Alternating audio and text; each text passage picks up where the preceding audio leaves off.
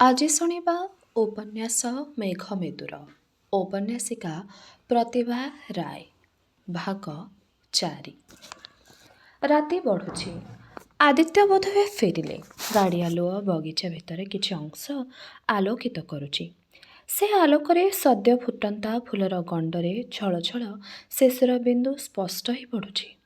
ଚନ୍ଦ୍ରମୁଖୀଙ୍କର ନିଜ ଗଣ୍ଡ ଭିଜା ଭିଜା ମନେ ହେଉଛି। ଅନାୟାସରେ ଝରି ଆସୁଛି ଅଶ୍ରୁଧାରା।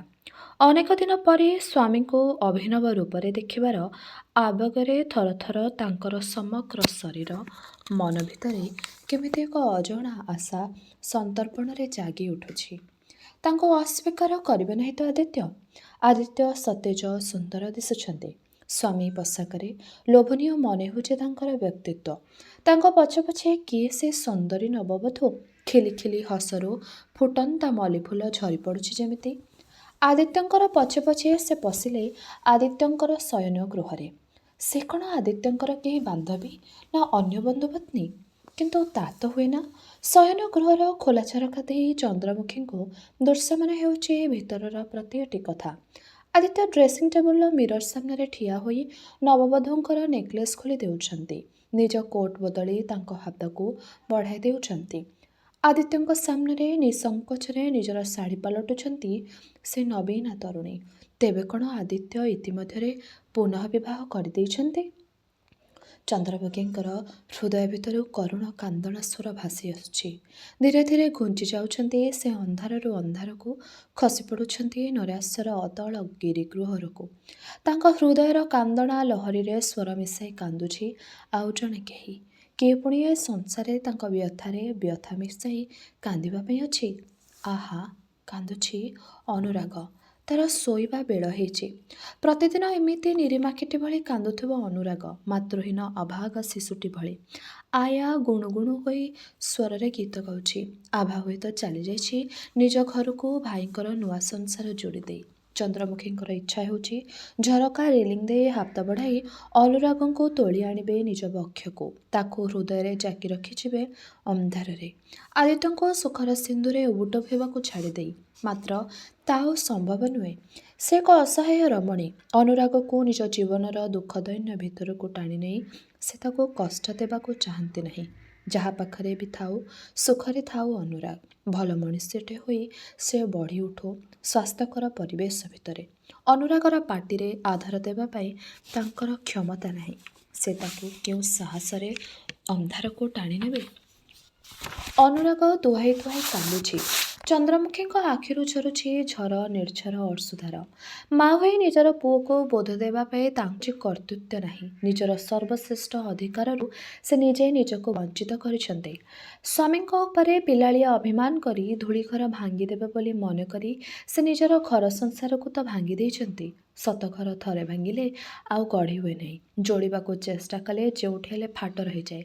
ମିଛିମିଛିକା ବୋହୂ ବୋହୂ ଖେଳରେ ଗୋଟିଏ ବର ଉପରେ ରାଗରୋଷ ହେଲେ ଆଉ ଗୋଟିଏ ବରକୁ ନେଇ ପୁଣି ଥରେ ଖେଳି ହୁଏ। ସେ ଖେଳରୁ ଆନନ୍ଦ ଲୁଟି ହୁଏ। କିନ୍ତୁ ବାସ୍ତବ ଜୀବନରେ ନାରୀର ସ୍ୱାମୀ ସେଇ ମାତ୍ର ଜଣେ, ଯାହାଙ୍କ ପାଖରେ ଧର୍ମକୁ ସାକ୍ଷୀ ରଖି ପ୍ରଥମ ଥର ପାଇଁ ନିଜର କୁମାରୀତ୍ୱକୁ ସମର୍ପି ଦେବାକୁ ହୁଏ। ପୁରୁଷ ପାଇଁ ମିଛିମିଛିକା ଧୂଳିଖେଳ ଯାହା, ବାସ୍ତବ ଜୀବନର ସତ ସଂସାର ତାହା। ସଂସାର ଥରେ ଭାଙ୍ଗିଗଲେ ଆଉ ଥରେ ନୂଆ ସଂସାର ଗଢ଼ି ନେବା ତା ଯେତିକି ସହଜ, ଅନ୍ୟ ପତ୍ନୀ ଗ୍ରହଣ କରି ଆଉ ଥରେ ସୁଖୀ ହେବା ତା ପକ୍ଷେ ସେତିକି ସ୍ୱାଭାବିକ। ସ୍ୱାମୀଙ୍କ ଉପରେ ଗୋଟାଏ ମିଥ୍ୟା ଭରସା ରଖି ସେ ସୁଖକୁ ହାତଛଡ଼ା କରି ଦେଇଛନ୍ତି। ଆଦିତ୍ୟଙ୍କର ନବବଧୂ ପ୍ରତି ନାରୀସୁଲଭ ଅସହ୍ୟ ଈର୍ଷାରେ ମନଟା ଧୂ ଧୂ ଜଳୁଥିଲେ ବି ତାହା ସ୍ଫୁରଣୀୟ ନୁହେଁ। ତାର ବା କ'ଣ ଦୋଷ? କୁମାରୀ ଜୀବନର ଅନେକ ରଙ୍ଗୀନ ସ୍ୱପ୍ନକୁ ବୁକୁରେ ଧରି ସେ ଆଦିତ୍ୟଙ୍କୁ ପତି ଭାବରେ ବରଣ କରିଛି। ବରଂ ଗୋଟିଏ ସନ୍ତାନର ଜନକ ପତ୍ନୀହରା ଆଦିତ୍ୟଙ୍କୁ ବିବାହ କରି ସେ ନିଜ ହୃଦୟର ମହାନତା ଦେଖାଇଛି। ଆଦିତ୍ୟ ତାକୁ ପାଇ ପତ୍ନୀ ସୁଖ ଭୁଲିଛନ୍ତି, ସୁଖୀ ହୋଇଛନ୍ତି। ନୂଆ ମନ ନେଇ ନୂଆ ସଂସାର ଗଢ଼ିଛନ୍ତି। ଏସବୁ ତା ପତ୍ନୀପଣିଆର ବାହାଦୁରୀ। ଏଥିପାଇଁ ତାର ନାରୀତ୍ୱ ପ୍ରଶଂସନୀୟ। କିନ୍ତୁ ଆଦିତ୍ୟଙ୍କର ମାତୃହରା ପୁତ୍ର ଅନୁରାଗ ପାଇଛି କ'ଣ? ସେ କ'ଣ ତାର ମାଆକୁ ଫେରି ପାଇଛି? ହଁ, ଅନୁରାଗର ସେ ଅଭାବ ମଧ୍ୟ ପୂରଣ କରିଛି ଆଦିତ୍ୟଙ୍କର ପତ୍ନୀ। ଆୟା ହାତରୁ ଅନୁରାଗକୁ ସେ କୋଳକୁ ନେଲାଣି। ଅନୁରାଗକୁ ବୁକୁରେ ଜାକି ଧରି ସେ ତା ମୁହଁରେ ବୋକ ଦେଉଛି, ତାକୁ ଆଦର କରୁଛି। ଗୁଣୁଗୁଣୁ ସ୍ୱରରେ ମଧୁର ଗୀତଟିଏ ଗାଇ ଗାଇ ଅନୁରାଗକୁ ସେ ଶୋଇ ପକାଉଛି। ତା ବୁକୁରେ ମାତୃତ୍ୱର ଉଷ୍ମତା ଖୋଜୁ ଖୋଜୁ କାନ୍ଦୁରା ପିଲାଟା ପରମ ନିଶ୍ଚିନ୍ତରେ ଛୁଟ କରି ଶୋଇପଡ଼ିଲାଣି। ଅନୁରାଗକୁ ଥାପୁଡ଼େଇ ସେ ସୋହାଗ ଭରା ଗଳାରେ କହୁଛି, ଶୋଇପଡ଼ ଧନ, ମୋର ସୁନା, ମୋର ତୁ ଶୋଇପଡ଼। ମାତୃତ୍ୱର ଅପୂର୍ବ ଜ୍ୟୋତିରେ ଉଜ୍ଜଳି ଉଠୁଛି ତାର କାରୁକାର୍ଯ୍ୟ ଭରା ସୁନ୍ଦର ମୁଖମଣ୍ଡଳ। ଈର୍ଷା ଅସହିଷ୍ଣୁତାର ବିଦୀର୍ଣ୍ଣ ହେଉଛି ଚନ୍ଦ୍ରମୁଖୀଙ୍କର ହୃଦୟ। ଅନୁରାଗ ବିମାତାର ସ୍ନେହ ପାଇ ନଥିଲେ, ହତାଦର ହୋଇଥିଲେ, ଚନ୍ଦ୍ରମୁଖୀଙ୍କର ଦୁଃଖ ହୋଇଥିଲେ ମଧ୍ୟ ବୋଧହୁଏ ଆତ୍ମସନ୍ତୋଷ ମିଳିଥାନ୍ତା। ବର୍ତ୍ତମାନ ତାଙ୍କର ଆବଶ୍ୟକତା ଆଉ କାହାରି ପାଖରେ ନାହିଁ। ତାଙ୍କ ସ୍ଥାନ ପୂରଣ କରିବାରେ ସଫଳ ହୋଇଛି ଆଦିତ୍ୟଙ୍କର ପତ୍ନୀ। ସେ ଏଥର ନିଃଶବ୍ଦରେ ଫେରିଯିବେ ଅନିର୍ଦ୍ଦିଷ୍ଟ ପଥରେ। ଫେରିଯିବା ପୂର୍ବରୁ ମନଭରି ଆଉ ଥରେ ଦେଖିନେବେ ଆଦିତ୍ୟଙ୍କୁ। ଅବଶିଷ୍ଟ ଜୀବନ ପାଇଁ ଆଦିତ୍ୟଙ୍କର ସ୍ମୃତି ହିଁ ହେବ ତାଙ୍କର ଅବଲମ୍ବନ। ଆଦିତ୍ୟଙ୍କ ଶୟନ କକ୍ଷର ବାତାୟନ ପାଖରେ ନିଃଶବ୍ଦରେ ଠିଆ ହେଲେ ଆସି ଚନ୍ଦ୍ରମୁଖୀ। ଆଦିତ୍ୟ ରାତ୍ରି ପୋଷାକରେ ବସିଛନ୍ତି ଶଯ୍ୟାଧାରରେ। ପ୍ରତୀକ୍ଷା କରିଛନ୍ତି ପତ୍ନୀକୁ। ବିରକ୍ତିଭରା କଣ୍ଠରେ କହୁଛନ୍ତି, ଏତେ ବେଳ ଯାଏ କ'ଣ କରୁଛ ଉଷା? ଆୟା ପାଖରେ ଛାଡ଼ିଦେଇ ଆସ ଅନୁରାଗକୁ, ବଳି ଶୋଇପଡ଼ିବ। ଗୋଟେ ଖରାପ ଅଭ୍ୟାସ କରିଦେଇଛି ତାର ମା। ଏତେ ବଡ଼ ପିଲାଟେ ହେଲାଣି, ମା କୋଳ ନହେଲେ ନିଦ ହେଉନି। ଚନ୍ଦ୍ରମୁଖୀଙ୍କ ହୃଦୟରେ ଚରମ ଆଘାତର ଯନ୍ତ୍ରଣା। ଏଣିକି ବିଗତ ପତ୍ନୀଙ୍କର ସବୁ ସୁଗୁଣଗୁଡ଼ିକ ନବବଧୂ ପାଖରେ ଆଦିତ୍ୟଙ୍କୁ ଦୁର୍ଗୁଣ ମନେ ହେବ। ଚାପା କଣ୍ଠରେ ଉଷା କହୁଛନ୍ତି, କାହିଁକି ପାଟି କରୁଛ? ପିଲାଟା ଉଠି ପଡ଼ିବ ଯେ। ମା କୋଳ ବିନା କୋଉ ପିଲାଟିକୁ ସଂସାରରେ ଭଲ ନିଦ ଆସିଲାଣି? ଆଦିମ କୃତ୍ରିମ ରୋଷ ପ୍ରକାଶ କରି କହୁଛନ୍ତି, ସ୍କୁଲକୁ ଯିବା ବୟସ ହେବା ମାତ୍ରେ ଅନୁରାଗକୁ କିନ୍ତୁ ହଷ୍ଟେଲରେ ଛାଡ଼ିଦେବାକୁ ହେବ। ତା ନହେଲେ ମୋର ଦୁର୍ଦ୍ଦଶା ଦିନକୁ ଦିନ ବଳି ପଡ଼ିବ। ଅନୁରାଗ ତ ତମ ସ୍ନେହରେ ମୋ ସଙ୍ଗେ ଭାଗ ବସାଇଛି। ଅନୁରାଗ ଉପରେ ବେଶୀ ନଜର ଦେଇ ତମେ ମୋତେ କିନ୍ତୁ ରୀତିମତ ଅବହେଳା କରି ଚାଲିଛ। ଅନୁରାଗକୁ ଆସ୍ତେ ଶୁଆଇ ଦେଇ ସ୍ୱାମୀଙ୍କ ପାଖକୁ ଆସିଲା ଉଷା। ଆଦିତ୍ୟଙ୍କ ପଛପଟେ ଲୀଳାୟିତ ଛନ୍ଦରେ ଠିଆ ହେଲା। ସ୍ନେହରେ ଆଦିତ୍ୟଙ୍କ କେଶରେ ଅଙ୍ଗୁଳି ଚାଉଳ ଚାଉଳ କରକଲାଉ ଦେଖୁଛି, ମୁଁ ନୁହେଁ, ତମେ ହିଁ ଅନୁରାଗର ବିମାତ ପାଲଟି ଯାଇଛ ଚନ୍ଦ୍ରାପାଙ୍କ ମୃତ୍ୟୁ ପରେ। ବିଚାରୀ ଅସମୟରେ ଚାଲିଗଲେ ଅନେକ ଅପୂର୍ବ ବାସନା ନେଇ। ତାଙ୍କର ଅତୃପ୍ତ ଆତ୍ମା ଯଦି ସତକୁ ସତ ଆମ ପଛେ ପଛେ ଘୂରି ବୁଲୁଥାଏ, ତାହେଲେ ଅନୁରାଗ ପ୍ରତି ତମର ଏ ବିଦ୍ୱେଷ ତାଙ୍କୁ ଖୁବ୍ କଷ୍ଟ ଦେବ। ସତ କହିଲ, ତମ ଜୀବନରେ ଚନ୍ଦ୍ରାପାଙ୍କ ଅଭାବ କ'ଣ ମୁଁ ସତରେ ପୂର୍ଣ୍ଣ କରିପାରିବି? ଶୁଣିଛି ଚନ୍ଦ୍ରାପାଙ୍କୁ ତମେ ପ୍ରାଣ ଦେଇ ଭଲ ପାଉଥିଲ। ଆଦିତ୍ୟ ଅସ୍ୱସ୍ତି ଅନୁଭବ କରୁ କରୁ ବିଷଣ୍ଣ କଣ୍ଠରେ କହିଲେ, ଚନ୍ଦ୍ରା କିନ୍ତୁ ମୋ ପ୍ରେମର କି ମୂଲ୍ୟ ଦେଇଥିଲା ତା ଜୀବନ କାଳରେ? ଅସହ୍ୟ ଅଭିମାନରେ ସେ ତ ମୋ ଜୀବନକୁ ଏକ ରକମର ଭାରାକ୍ରାନ୍ତ କରି ପକାଇଥିଲା। ବିଶ୍ୱାସ କର ଉଷା, ତମ ସହ ଚନ୍ଦ୍ରାର ତୁଳନା ହୁଏ ନା। ଚନ୍ଦ୍ରାର ଅନେକ ଦୋଷ ଦୁର୍ବଳତା ମୁଁ ତମଠାରେ ଦେଖୁନାହିଁ। ଚନ୍ଦ୍ରାକୁ ହରାଇବା ଦୁଃଖ ତୁମକୁ ପାଇବା ପରେ ମୋର ସମ୍ପୂର୍ଣ୍ଣ ବିସ୍ମରଣ ହୋଇଛି। ଭାବୁଛି ଈଶ୍ୱରଙ୍କ ଇଚ୍ଛା ପୂର୍ଣ୍ଣ ହେଇଛି। ତା ନହେଲେ ଏମିତି ଏକ ଅଭାବିତ କାଣ୍ଡ ଚନ୍ଦ୍ରା କରନ୍ତା କାହିଁ ବସନ୍ତା? ଅଭାବିତ କାଣ୍ଡ କାହାକୁ କହୁଛ? ଏ ନିର୍ଜନ ପ୍ରତ୍ୟୁଷରେ ନଦୀ ସ୍ନାନ କରିବାର ଆକସ୍ମିକ ସଉକ କ'ଣ ଦରକାର ଥିଲା କୁହ ତ? ସେଭଳି ଅଭ୍ୟାସ ତାର କୌଣସି ଦିନ ନଥିଲା। ଛାଡ଼ ସେ କଥା। ତା କଥା ବାରମ୍ବାର ମନେ ପକାଇ ଅଯଥା ବିବ୍ରତ କର ନାହିଁ।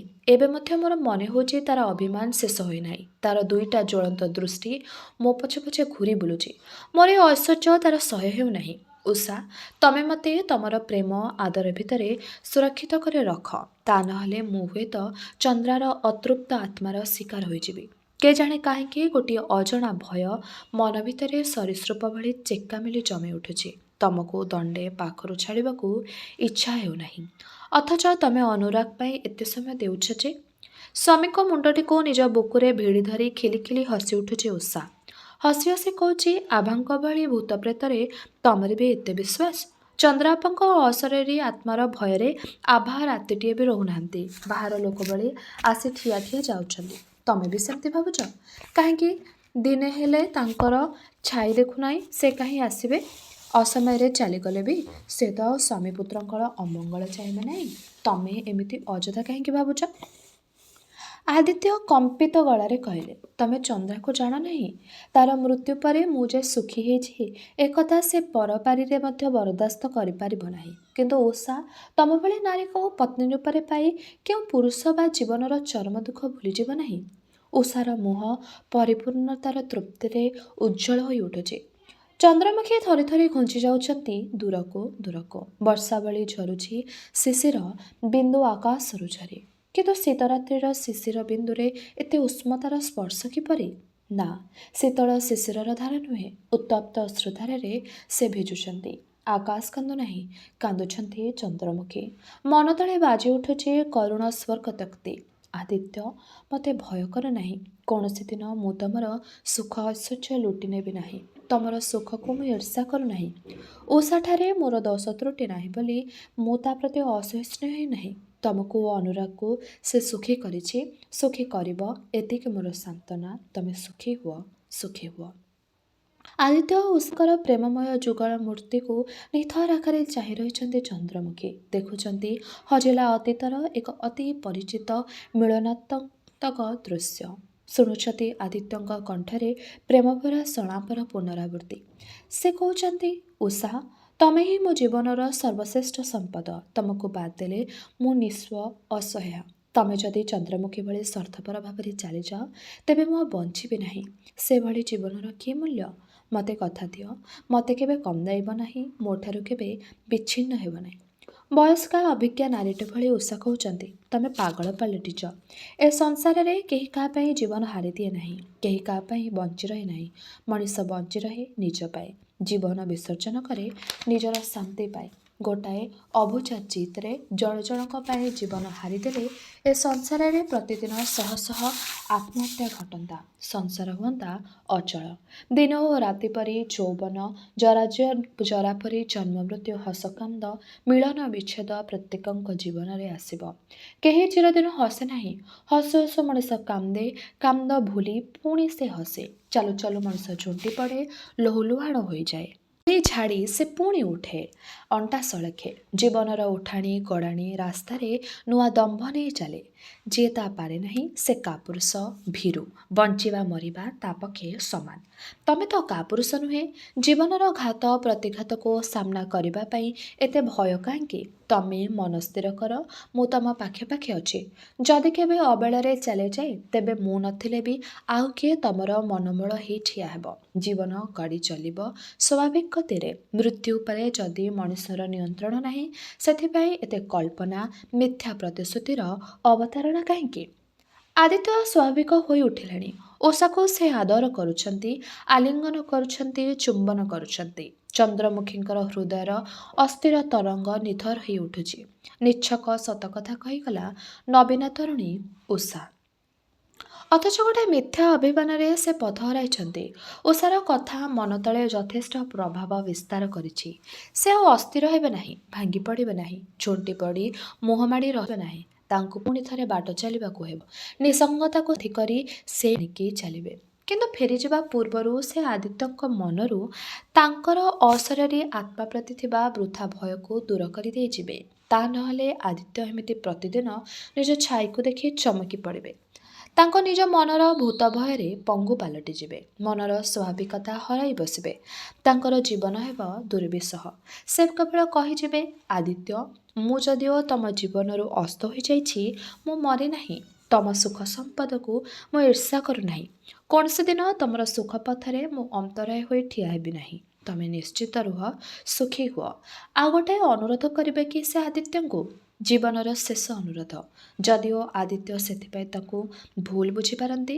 ଅମ୍ବୁଜଙ୍କର ଭଳି ଏକ ଅପରିଚିତ ପରପୁରୁଷ ପାଖରେ ଚିରଦିନ ଋଣଗ୍ରସ୍ତ ହୋଇ ରହିବା ଅପେକ୍ଷା ବରଂ ସ୍ୱାମୀ ଆଦିତ୍ୟଙ୍କର ଭୁଲ ବୁଝାମଣା ଢେର ଭଲ। ସେଥିରେ ତାଙ୍କର ଅସମ୍ମାନ ହେବ ନାହିଁ। ସେ କେବଳ ଆଦିତ୍ୟଙ୍କୁ ମାଗି ନେବେ କିଛି ଟଙ୍କା, ମାତ୍ର 4,000। ଆଦିତ୍ୟଙ୍କ ପକ୍ଷେ ତାହା କିଛି ନୁହେଁ। ଅଥଚ ଚନ୍ଦ୍ରମୁଖୀଙ୍କର ଆଖି ପାଉନାହିଁ। କେଉଁଠୁ ଆଣିବେ ସେ ଅମ୍ବୁଜଙ୍କର ତା ଚିକିତ୍ସାରେ ଖର୍ଚ୍ଚ ହୋଇଥିବା 4,000 ଟଙ୍କା? ମନରେ ସାହସ ବାନ୍ଧିଲେ ଚନ୍ଦ୍ରମୁଖୀ। ଅନୁରାଗ ସ୍ୱପ୍ନ ଦେଖି ହାଉଳି ଖାଇ କାନ୍ଦୁଛି।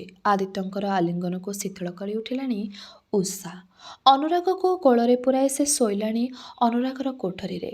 ଆଦିତ୍ୟ ବିରକ୍ତିରେ କଡ଼ ବୁଲେଇ ଶୋଇଲେଣି। ଝରକା ପଟେ ତାଙ୍କ ମୁହଁଟା ପରିଷ୍କାର ଦିଶୁଛି। ସେ ଚାହିଁଛନ୍ତି, ଉଷାକୁ ପୁନର୍ବାର ଅପେକ୍ଷା କରିଛନ୍ତି। ଉଷାର ସ୍ପର୍ଶ ବିନା ତାଙ୍କୁ ନିଦ ଆସିବ ନାହିଁ।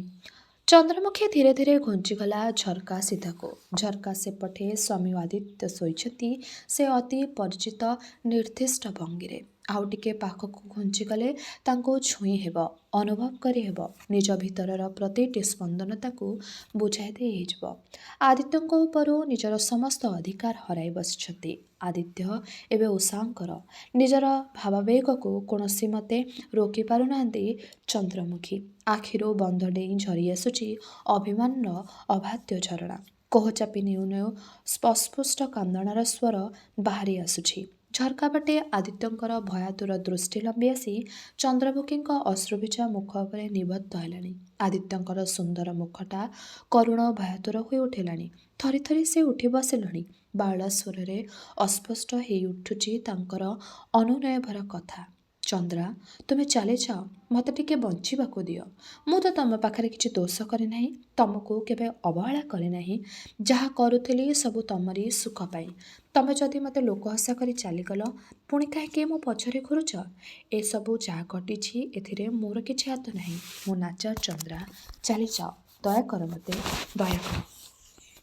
ଆଦିତ୍ୟ ଧୀରେ ଧୀରେ ନିସ୍ତେଜ ହୋଇଯାଉଛନ୍ତି। ତାଙ୍କ ପାଟି ଶୁଣି ଅସ୍ତବ୍ୟସ୍ତ ହୋଇ ଉଠି ଆସିଲାଣି ଚନ୍ଦ୍ରା। ଚନ୍ଦ୍ରମୁଖୀ ନିଃଶବ୍ଦରେ ଘୁଞ୍ଚିଗଲେ ଦୂରକୁ। ତାଙ୍କର ଅସ୍ପଷ୍ଟ ସ୍ୱର, ମୁଁ ମରିନାହିଁ, ମୁଁ ମରିନାହିଁ। ଆଦିତ୍ୟଙ୍କୁ ହଲେଇ ଦେଇ ଉଷା ବିରକ୍ତିରେ କହିଲା, କ'ଣ ହେଇଛି? ବାପ ପୁଅ ଦୁଇଜଣ ଯାକ ପାଳି କରି ଏମିତି ସ୍ୱପ୍ନ ଦେଖି ହାଉଳି ଖାଇଲେ, ମୁଁ କ'ଣ କରିବି କହ ତ? ଆଦିତ୍ୟ ଉଷାକୁ ଦେଖି ଲଜ୍ଜିତ ହୋଇପଡ଼ିଲେ ବି ଭୟାତୁର କଣ୍ଠରେ କହିଲେ, ଉଷା, ମୋତେ ତମେ ବିଶ୍ୱାସ କରିବ ନାହିଁ ମୁଁ ଜାଣେ, କିନ୍ତୁ ଚନ୍ଦ୍ରାର ପ୍ରେତାତ୍ମାକୁ ମୁଁ ଦେଖିଲି ଠିକ୍ ମୋରି ଝରକା ସାମ୍ନାରେ। ସେଇ ଗଛମୂଳେ ସେ ଠିଆ ହୋଇ ମୋତେ ଚାହିଁଥିଲେ। ବିଶ୍ୱାସ କର, ନିଜ ଆଖିକୁ ମୁଁ ଅବିଶ୍ୱାସ କରିବି ନାହିଁ। ମୁଁ ଜାଣେ ସେ ମୋତେ ଶାନ୍ତିରେ ବଞ୍ଚିବାକୁ ଦେବ ନାହିଁ। ପରପାରିରେ ଥାଇ ମଧ୍ୟ ତା ପ୍ରେମରେ କେହି ଅଂଶୀଦାର ହେବା ସେ ବରଦାସ୍ତ କରିପାରିବ ନାହିଁ। ଆଦିତ୍ୟଙ୍କ ବ୍ୟାକୁଳ କାତର ଚାହାଣୀ ଉଷାଙ୍କ ମନରେ ବିଶ୍ୱାସ ଜମାଇଲା। ନିମ୍ନ କଣ୍ଠରେ ସେ କହିଲେ, ତମେ ସତ କହୁଛ? ସ୍ୱପ୍ନ ଦେଖିନାହିଁ ତ? ନା ନା, ତମେ ମୋ ପାଖରୁ ଉଠିଯିବା ପରେ ମୁଁ ତ ଆଉ ଶୋଇନାହିଁ। ତମକୁ ଅପେକ୍ଷା କରି ଛଟପଟ ହେଉଥିଲି। ମୁଁ ତାକୁ ସ୍ପଷ୍ଟ ଦେଖିଛି। ଆଦିତ୍ୟ ଆଉଥରେ ଭୟାତୁର ଦୃଷ୍ଟିରେ ବାହାରକୁ ଚାହିଁଲେ। ଉଷା ଗମ୍ଭୀର ହେଲା, ଚିନ୍ତିତ ହେଲା। ସତେ କ'ଣ ତାର ସପତ୍ନୀ ଚନ୍ଦ୍ରାଙ୍କର ପ୍ରେତାତ୍ମା ତାର ସୁଖକୁ ସହିପାରୁନାହିଁ? ସେ ଚାପା କଣ୍ଠରେ କହିଲା, ତମ କଥା ଯଦି ସତ ହୋଇଥାଏ କିଛି ଗୋଟେ ବ୍ୟବସ୍ଥା କରିବାକୁ ହେବ। ଅଶରୀରୀ ଆତ୍ମାର ଅଶୁଭ ଦୃଷ୍ଟି ଖୁବ୍ ଅନିଷ୍ଟକର। ମୁଁ ଭାବୁଛି କାଲି ସେ ଗୁଣିଆକୁ ଡାକି ତମ ପାଇଁ ଆଉ ଅନୁରାଗ ପାଇଁ ଦୁଇଟା କବଚ ରଖିବି। ଘର ଚାରିପଟେ ମନ୍ତୁରା ଲୁଣ ପକାଇ ବାଡ଼େଇ ଦେଲେ ପ୍ରେତାତ୍ମା ଆଉ ଦେଖାଦେବ ନାହିଁ। ଅନେକ ଥର ସେ ଗୁଣିଆ ଆସି ମୋତେ ଏ କଥା କରିବା ପାଇଁ କହିଛି। ତା କଥାକୁ ମୁଁ ହସରେ ଉଡ଼ାଇ ଦେଇଥିଲି। କାଲି ରାତି ପାଇବା ମାତ୍ରେ ତାକୁ ଡକାଇବା ମୋର ପ୍ରଥମ କାମ ହେବ। ତମେ ଭୟ କର ନାହିଁ। ଆଦିତ୍ୟ ଅବସାଦ ଭରା କଣ୍ଠରେ କହିଲେ, ବରଂ ତାହା ହିଁ କର ଉଷା।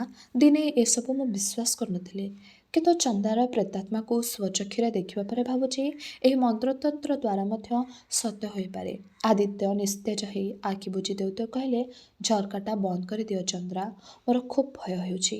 ଉଷା ହାତ ବଢ଼େଇ ଝରକାଟା ବନ୍ଦ କରିଦେଲା। ଚନ୍ଦ୍ରମୁଖୀଙ୍କର ମନର ଗବାକ୍ଷ ଚିରଦିନ ପାଇଁ ରୁଦ୍ଧ ହୋଇଗଲା। ସେଠି ଆଉ ଆଦିତ୍ୟଙ୍କୁ ନେଇ କୌଣସି ଭାବନା ସ୍ପୃହଣୀୟ ହେବ ନାହିଁ। ଆଦିତ୍ୟ ତାର ଛାଇ ସୁଦ୍ଧା ଦେଖିବାକୁ ପ୍ରସ୍ତୁତ ନୁହନ୍ତି। ଚେନାଏ ଟର୍ଚ୍ଚ ଆଲୁଅ ବଗିଚାର ସେହି ବୁଦାଟ ଉପରେ ପଡ଼ି ଆସିଲା ଆସି। ଚନ୍ଦ୍ରମୁଖୀ ନିଃଶବ୍ଦରେ ବଗିଚାର ଅନ୍ୟ ପଥ ଦେଇ ରାଜରାସ୍ତାକୁ ବାହାରିଗଲେ। କିଛି ଚିନ୍ତା କରିବା ପୂର୍ବରୁ ସେ ଗୋଟାଏ ରିକ୍ସା ଅଟକାଇ ବସି ପଡ଼ିଗଲେ। ସେ ଯେମିତି ଅନେକ ପଥ ଅତିକ୍ରମ କରି ଆସିଛନ୍ତି। କ୍ଳାନ୍ତିରେ ଆଖି ମୁଦି ଦେଉ ଦେଉ ରିକ୍ସାବାଲା ପଚାରିଲା, କୁଆଡ଼େ ଯିବେ? ଚନ୍ଦ୍ରମୁଖୀ ଚମକି ପଡ଼ିଲେ। ସତରେ ସେ ଯିବେ କୁଆଡ଼େ? ଅନ୍ୟମନସ୍କ ଭାବରେ ସେ ଉତ୍ତର ଦେଲେ, ଆଗକୁ ଚଲା। ହଁ, ତାଙ୍କୁ ଆଗେଇ ଯିବାକୁ ହେବ। ପଛକୁ ଫେରିଯିବା ତାଙ୍କୁ ଆଜିଠାରୁ ମନା। ରିକ୍ସା ଆଗକୁ ଚାଲୁ ଚାଲୁ ଚନ୍ଦ୍ରମୁଖୀ ନିଜର କର୍ମପନ୍ଥା ସ୍ଥିର କରିନେବେ ବୋଲି ଠିକ୍ କରିଲେ। ସେ ଯଦି ବାପଙ୍କ ଘରକୁ ଫେରିଯାଆନ୍ତି ତେବେ ସେମାନେ ତାଙ୍କୁ ସ୍ୱୀକାର କରିନେବେ ସତ, କିନ୍ତୁ ଆଦିତ୍ୟଙ୍କର ସୁଖ ଐଶ୍ୱର୍ଯ୍ୟ ସେମାନେ ନିଶ୍ଚୟ ଛଡ଼ାଇ ନେବେ ଚେଷ୍ଟା କରିବେ। ଆଦିତ୍ୟ ଏତେ ସୁଖ ସମ୍ପଦର ଅଧିକାରୀ ହେବାର ମିଥ୍ୟା ରହସ୍ୟ ସେମାନେ ପଦାରେ ପକାଇ ଦେବେ। ବନ୍ଧୁ ପରିଜନ କେହି ତାଙ୍କୁ ଚିରଦିନ ଆଶ୍ରୟ ଦେବେ ନାହିଁ।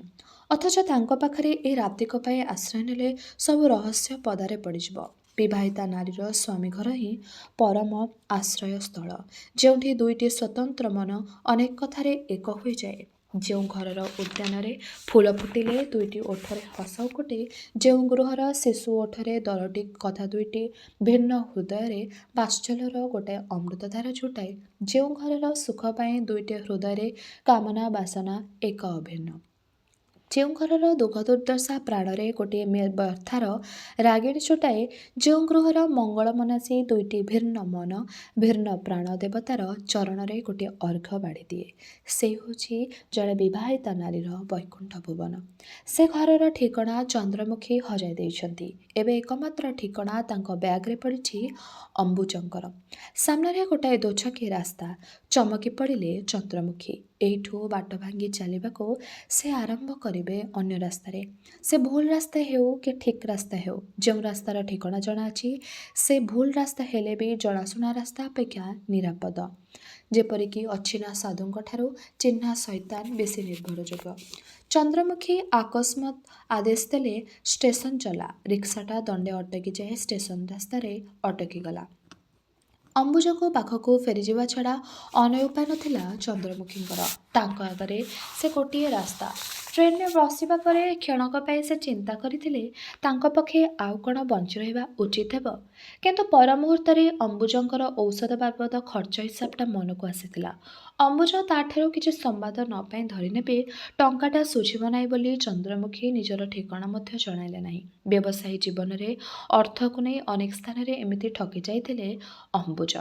କିନ୍ତୁ ଚନ୍ଦ୍ରମୁଖୀ ସେ କଥା ଚିନ୍ତା କରିପାରୁନାହାନ୍ତି। ବରଂ ଅମ୍ବୁଜଙ୍କୁ ସାକ୍ଷାତ କରି ସେ କହିଦେବେ ତାଙ୍କ ଟଙ୍କା ଫେରାଇବାକୁ ସେ ସମ୍ପୂର୍ଣ୍ଣ ଅକ୍ଷମ। ଚନ୍ଦ୍ରମୁଖୀଙ୍କ ପାଇଁ ଯଦି ଜୀବିକାଚନର କିଛି ଗୋଟାଏ ବ୍ୟବସ୍ଥା କରିଦେଇପାରିବେ, ତେବେ ଚନ୍ଦ୍ରମୁଖୀ ନିଶ୍ଚୟ ଧୀରେ ଧୀରେ ଅମ୍ବୁଜଙ୍କର ଟଙ୍କାଟା ଶୁଝିଦେବ। ଏକ ଅପରିଚିତ ବ୍ୟକ୍ତି ପାଖରେ ଋଣଗ୍ରସ୍ତ ହେଇ ସେ ସଂସାରରୁ ବିଦାୟ ନେଇ ଯାଇପାରିବେ ନାହିଁ। କିନ୍ତୁ ଅମ୍ବୁଜଙ୍କ ଋଣ ଶୁଝିବା ପରେ କ'ଣ କରିବେ ଚନ୍ଦ୍ରମୁଖୀ? କେବଳ ନିଜେ ବଞ୍ଚିବା ପାଇଁ ସେ ଜୀବନର ବୋଝକୁ ବୋହି ବୁଲିବେ? ଏ ପୃଥିବୀରେ ମଣିଷ ନିଜ ପାଇଁ ହିଁ ବଞ୍ଚେ। କିନ୍ତୁ ସେ ବଞ୍ଚିବା ପାଇଁ ପ୍ରତ୍ୟେକ ମଣିଷର ଗୋଟାଏ ଅବଲମ୍ବନ ଲୋଡ଼ା। ପୁରୁଷ ହେଉ, ନାରୀ ହେଉ, ବନ୍ଧୁ ହେଉ, ସ୍ୱାମୀ ହେଉ ଅଥବା ପୁତ୍ର କନ୍ୟା ହେଉ, ମଣିଷ ଖୋଜେ ମଣିଷ। ସେ କୌଣସି ଅବୟସରେ ହେଉନା କାହିଁକି ତାକୁ ଏ ଆଖି ଆଗରେ ରଖି ସେ ଜୀବନର ଯୋଜନା ତିଆରି କରେ। ତାକୁ ଏ ଆଖି ଆଗରେ ରଖି ସେ ନିଜ ପାଇଁ ବାଟ ଚାଲେ। ଚନ୍ଦ୍ରମୁଖୀ କାହା ପାଇଁ ବାଟ ଚାଲିବେ? ଆଗକୁ ସବୁ ଅନ୍ଧାର। କିଛି ଭାବି ହେଉନାହିଁ। ଆଉ ଗୋଟିଏ ସମସ୍ୟା ସମାଧାନ ହୋଇସାରୁ। ଅମ୍ବୁଜଙ୍କଠାରୁ ଋଣମୁକ୍ତ ହୋଇସାରିଲେ ସେ ନିଜ କଥା ଭାବିବେ। ଅମ୍ବୁଜଙ୍କ ଦ୍ୱାରରେ ମୃଦୁ କରାଘାତ କଲେ ଚନ୍ଦ୍ରମୁଖୀ। ତାଙ୍କୁ ଦେଖି କ'ଣ ଭାବିବେ ତାଙ୍କର ପତ୍ନୀ ଅରୁନ୍ଧତୀ? ଫେରିଆସିବାର କି କୈଫିୟତ ଦେବେ ସେ ଦେବେ? କିଛି ଗୋଟାଏ ସମାଧାନ ପହଞ୍ଚିବା ପୂର୍ବରୁ ଦ୍ୱାର ଖୋଲିଗଲା। ସାମ୍ନାରେ ଅମ୍ବୁଜ। ଚନ୍ଦ୍ରମୁଖୀଙ୍କର ମୁହଁ ଫିକା ପଡ଼ିଗଲା। ଗୋଟାଏ ଆକଣ୍ଠା ଲଜ୍ଜା ଦାରୁଣ ସଙ୍କୋଚରେ ସେ ମ୍ରିୟମାଣ ହୋଇଗଲେ। ଅମ୍ବୁଜ କିନ୍ତୁ ଉଚ୍ଛ୍ୱସିତ ହୋଇଉଠିଲେ। ହସି ହସି କହିଲେ, ଟଙ୍କା କେତେଟା ଫେରାଇବା ପାଇଁ ଆପଣ ଫେରିଆସିଲେ? ସ୍ତ୍ରୀ ଜାତିଟା ପ୍ରକୃତରେ ଅଦ୍ଭୁତ। ସ୍ୱାଭିମାନ ଜିନିଷଟା ସେମାନଙ୍କର ଅତି ମାତ୍ରାରେ ବେଶୀ। ବେଳେବେଳେ ସେଥିପାଇଁ ସେମାନେ ଖୁବ୍ ଦୁଃଖ ପାଆନ୍ତି, ଠିକ୍ ଆପଣଙ୍କ ଭଳି। ଚନ୍ଦ୍ରମୁଖୀ ଚମକି ଉଠି କହିଲେ, ମୋ ଭଳି? ହଁ, ଏଇ ଦେଖନ୍ତୁ, ଏତେ ବାଟ ଯାଇ ଆପଣ ଟଙ୍କାଟା ଆଣି ଏକା ଦିନକେ ଫେରିଆସିଲେ। କାଳେ ଡେରି ହେଲେ ମୁଁ ଭାବିବି ଆପଣ ଟଙ୍କାଟାକୁ ବୁଡ଼େଇ ଦେଲେ ବୋଲି। ଏକାଦିକ୍ରମେ ଏତେ ଜର୍ଣ୍ଣି ଆପଣଙ୍କୁ କଷ୍ଟ ଦେଇନଥିବ? କ'ଣ ଦରକାର ଥିଲା ଏମିତି ଧାଇଁ ଆସିବାରେ? କେବଳ ପହଞ୍ଚିଲେ ବୋଲି ଜଣାଇ ଦେଇଥିଲେ ମୁଁ ବୁଝିଥାନ୍ତି ଆପଣଙ୍କ ପାଖରେ ଟଙ୍କାଟା ଆଦୌ ବୁଡ଼ିଯିବ ନାହିଁ। କାରଣ ବୁଡ଼ାଇ ଦେବା ଲୋକ ଠିକଣା ଜଣାଏ ନାହିଁ। କ'ଣ ମିଛ କହୁଛି? ହସି ଉଠିଲେ ଅମ୍ବୁଜ। ମ୍ଳାନ ହସି ଚନ୍ଦ୍ରମୁଖୀ କହିଲେ, କେବଳ ଟଙ୍କାଟା ମୋର ଫେରିଆସିବାର କାରଣ ନୁହେଁ। ମୁଁ ଫେରିଆସିଛି ଆଉ କିଛିର ଆକର୍ଷଣରେ। ମୋ ଘରେ ଆପଣଙ୍କର ପୁଣି ଆକର୍ଷଣ ରହିଛି କେଉଁଠି? ଅମ୍ବୁଜ ଆଶ୍ଚର୍ଯ୍ୟଭରା ସ୍ୱରରେ କହିଲେ। ଚନ୍ଦ୍ରମୁଖୀ ଭାବି ଭାବି କହିଲେ, ପିଲାଟା କଥା ଆଦୌ ଭୁଲି ପାରିଲେ ନାହିଁ। ଖୁବ୍ ମନେ ପଡ଼ିଲା। ଥରେ ଦେଖିବା ପାଇଁ ଇଚ୍ଛା ହେଲା, ଚାଲି ଆସିଲି। ଅବାକ୍ ବିସ୍ମୟରେ ଅମ୍ବୁଜ ଚାହିଁ ରହିଲେ ଚନ୍ଦ୍ରମୁଖୀଙ୍କୁ। ଚକିତ କଣ୍ଠରେ କହିଲେ, ପର ପିଲା ପାଇଁ ଏତେ ଆକର୍ଷଣ ମୁଁ ଏ ପ୍ରଥମ ଥର କରି ଦେଖୁଛି। ତାହା ପୁଣି ଆପଣଙ୍କ ଭଳି ଏକ ଅବିବାହିତା ତରୁଣୀ ପକ୍ଷେ ଏକେବାରେ ଅସ୍ୱାଭାବିକ। ମୁଁ କହୁଥିଲି ନା ଆପଣଙ୍କର ଆଉ ପାଠ ପଢ଼ିବା ଉଚିତ ନୁହେଁ ବୋଲି। ଆପଣ ଶୀଘ୍ର ବିବାହ କରିଯାଇ ଜନନୀ ହୋଇଗଲେ ବୁଝିପାରିବେ ନିଜ ପିଲାର ଆକର୍ଷଣଠାରୁ ବଡ଼ ଆକର୍ଷଣ ସଂସାରରେ ଆଉ କିଛି ନାହିଁ। ସେତେବେଳେ ପର ପିଲାର କଥା ସ୍ମରଣକୁ ମଧ୍ୟ ଆସିବ ନାହିଁ। ଚନ୍ଦ୍ରମୁଖୀଙ୍କର ଚକ୍ଷୁ ସଜଳ ହୋଇ ଉଠିଥିଲା ଏ ଭିତରେ। ଅମ୍ବୁଜ କେମିତି ବୁଝିପାରିବେ କେତେ କଷ୍ଟକୁ ଛାତିରେ ଚାପି ରଖି ସେ ନିଜର ପିଲାର ଆକର୍ଷଣକୁ ପଛରେ ପକାଇ ଚାଲି ଆସିଛନ୍ତି ବୋଲି। ନିଜ ରକ୍ତର ପିତୁଳାର ଆକର୍ଷଣ ନାରୀ ଜୀବନର ସବୁଠୁ ବଡ଼ ଆକର୍ଷଣ ବୋଲି ତାଙ୍କଠାରୁ ବେଶୀ ଭଲ ଭାବେ କିଏ ବା ଜାଣିଛି? ଅମ୍ବୁଜ ତୀକ୍ଷ୍ଣ ଦୃଷ୍ଟିରେ ଚାହିଁ ରହିଛନ୍ତି ତାଙ୍କ ମୁହଁକୁ। ତାଙ୍କ ଫେରି ଆସିବାର କୈଫତରେ ସେ ହୁଏତ ସନ୍ତୁଷ୍ଟ ନୁହନ୍ତି। ଅମ୍ବୁଜ ତାଙ୍କୁ ନେଇ ଆଉ କିଛି ଭାବୁଛନ୍ତି। ଚନ୍ଦ୍ରମୁଖୀ ଉଦ୍ଗତ ଅଶ୍ରୁ ଚାପି ନେଉ ନେଉ ହସି ଦେଇ କହିଲେ, ସବୁ ପର ଆପଣା ଭେଦଭାଦ ବିବାହିତ ପୁରୁଷ ଓ ନାରୀଙ୍କ ପାଖରୁ ଆରମ୍ଭ। ସେମାନେ ନିଜ ପିଲା ଆଉ ପରପିଲାକୁ ଭିନ୍ନ ଦୃଷ୍ଟିରେ ଦେଖନ୍ତି। ଅବିବାହିତା ଝିଅଙ୍କ ଆଖିରେ ସଂସାରର ସବୁ ପିଲା ସମାନ। ଆପଣଙ୍କର ପିଲାଟାକୁ ଆପଣାର କରିପାରିଲେ ସେ ବି ନିଜର ହୋଇଯିବ, ପର ହୋଇ ରହିବ ନାହିଁ। ଅମ୍ବୁଜ ଦଣ୍ଡେ ଚୁପ୍ ହୋଇ ରହିଗଲେ। ଚିନ୍ତା କଲାଭଳି ପ୍ରଶ୍ନ କଲେ, ସତରେ କ'ଣ ଆପଣ ଅରୁଣିମାର ଆକର୍ଷଣରେ ଘରେ ପହଞ୍ଚିବା ସଙ୍ଗେ ସଙ୍ଗେ ଲେଉଟି ଆସିଲେ? ଘରେ କିଛି ଅସୁବିଧା ହେଇନି ତ? ଆପଣ ଏତେ ଦିନ ଏମିତି ଅଜଣା ଅଶୁଣା ହେଇ ରହିଗଲେ ବୋଲି କିଛି ସମସ୍ୟା ଉପୁଜି ନାହିଁ ତ? ଚନ୍ଦ୍ରମୁଖୀ ଅପ୍ରତିଭ ହୋଇପଡ଼ି କହିଲେ, ନା ନା, ସମସ୍ୟା ଆଉ କ'ଣ ଉପୁଜିବ? ଘରେ ମୁଁ ସବୁ କଥା କହିଲି। ସମସ୍ତେ ବରଂ ଆପଣଙ୍କ ପ୍ରତି କୃତଜ୍ଞ। ଅମ୍ବୁଜ ଜେରା କରିବା ଢଙ୍ଗରେ ପ୍ରଶ୍ନ କଲେ, ତେବେ ଆପଣ ଏତେ ଶୀଘ୍ର ପୁଣି ଏକା ଏକା ଫେରିଆସିଲେ ଯେ? ଏତେ ଦିନ ପରେ ଘରକୁ ଫେରି ଅନ୍ତତଃ କିଛି ଦିନ ରହିବା ପରେ ଆସିପାରିଥାନ୍ତେ ତ? ଚନ୍ଦ୍ରମୁଖୀ ନିରସ କଣ୍ଠରେ କହିଲେ, ପୁଅମାନେ ନିଜର ଉପାର୍ଜନରେ ଉପର ଘର ଚଳାଇବା ପରେ ବାପା ମାଙ୍କର ଘର ଉପରେ ଆଉ କିଛି କର୍ତ୍ତୃତ୍ୱ ନଥାଏ। ମୋ ଭଳି ଅବିବାହିତା ଭଉଣୀ ଘରେ ଏକ ଅବାଞ୍ଛିତ ଅତିଥି। ତେଣୁ ସେ ଘରର ଆକର୍ଷଣ ଅପେକ୍ଷା ଅରୁଣିମାର ଆକର୍ଷଣ ମୋ ପାଖରେ ନିଶ୍ଚୟ ବେଶୀ। ଅମ୍ବୁଜ କିଛି ଉତ୍ତର ଦେଲେ ନାହିଁ। ଚନ୍ଦ୍ରମୁଖୀଙ୍କୁ ସେ ଅନୁଧ୍ୟାନ କରିବାକୁ ଲାଗିଲେ। ଚନ୍ଦ୍ରମୁଖୀ ଅସ୍ୱସ୍ତି ଅନୁଭବ କରୁ କରୁ କହିଲେ, ଘରଟା ଖୁବ୍ ସୁନସାନ ମନେ ହେଉଛି। କେହି କ'ଣ ନାହାନ୍ତି?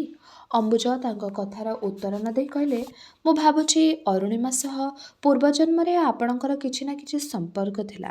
ତା ନହେଲେ ସେ ଆପଣଙ୍କୁ ଛୁଇଁବା ମାତ୍ରେ ଆପଣଙ୍କର ହଜି ଯାଇଥିବା ସ୍ମୃତିଶକ୍ତି ଫେରିଆସନ୍ତା କିପରି? ଚନ୍ଦ୍ରମୁଖୀ ଶାନ୍ତ କଣ୍ଠରେ କହିଲେ, ପୂର୍ବଜନ୍ମରେ ମୋର ବିଶ୍ୱାସ ନାହିଁ। ଅରୁଣିମା ଏଇ ଜନ୍ମରେ ମୋର କ'ଣ କିଛି ନୁହେଁ? ମୁଁ ତ ତାକୁ ଦେଖିବା ଦିନରୁ ତା ମାୟାରେ ପଡ଼ିଯାଇଛି।